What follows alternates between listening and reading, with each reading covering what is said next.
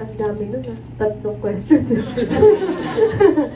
So, yung una po ay, yung, What do you admire most about him, and ano yung moments na pwede mong i-share? Memorable. so yung ina-admire ko po talaga sa kanya, yung attitude niya po talaga doon. Lagi ko po sinasabi, sobrang na-amaze po talaga ako sa attitude niya.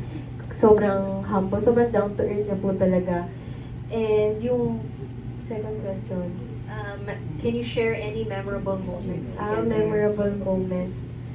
Siguro yung, ano ba? O sige, yun na lang.